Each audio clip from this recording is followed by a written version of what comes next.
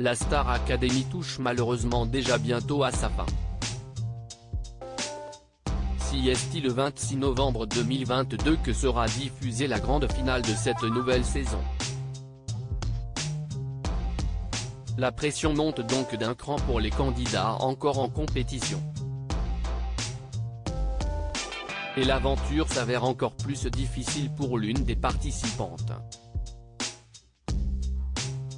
CST le 15 octobre que TF1 a donné le coup d'envoi de la Star Academy, toujours présentée par Nikos Aliagas.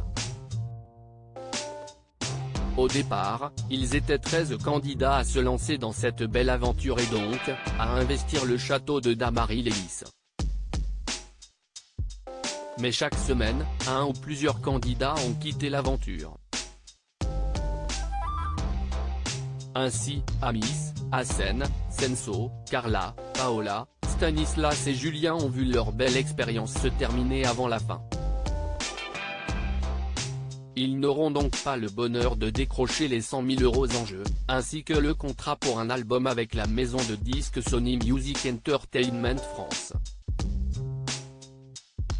Mais la compétition se poursuit pour Anisha, Enola, Léa, Tiana, Chris et Louis. Samedi prochain, ils auront la chance de donner de la voix avec de nombreux artistes. Vianney, Patrick Bruel, Claudio Capeo, Marc Lavoine et Clara Luciani. Sophia Essaidi, candidate emblématique de la saison 3, sera également présente. En attendant, ce sont les évaluations que les élèves devaient préparer. En effet, ils en ont passé de nouvelles ce mardi et l'enjeu était de taille. Le meilleur candidat sera d'office qualifié pour la finale tandis que les autres seront nominés. Tous devaient interpréter le titre de leur choix, mais en lien avec leur aventure dans la Star Academy.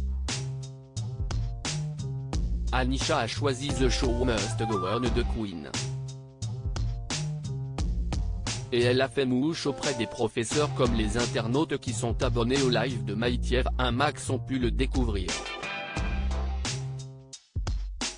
Anisha malmenée la jeune femme de 22 ans a-t-elle donc ainsi attisé la jalousie de ses camarades? CST ce que pensent les internautes puisque quand elle a fait son retour au château, c'était le silence total. Je suis dégoûté de voir l'attitude des académiciens envers Anisha. Et surtout de constater que cette forme de harcèlement évidente envers elle, est tolérée par la prod. À quoi sert le directeur? À l'heure où l'on parle tellement du harcèlement, quel silence assourdissant, Léa qui ironise au retour de Leval d'Anisha, j'ai failli pleurer, heureusement j'étais à la cuisine je n'aille pas suivi. Les autres qui partent en fou rire. Atmosphère malsaine entre camarades, j'ai été harcelé du spell-bas CM1 au lycée. On me tirait les cheveux, se moquait de moi, me crachait dessus, me frappait. Ceux qui disent que ça devient pas du harcèlement déguisé ne connaissent pas. Je revis ça à travers Anisha. Trop injuste. J'ai jamais vraiment trouvé Anisha mise de côté, mais la CST flagrant, limite aucune félicitation, elle a super bien réussi, et ils sont jaloux CST bien triste, et Léa qui essaie de se moquer de Anisha ouvertement, ils sont très mauvais avec elle a-t-on notamment pu lire.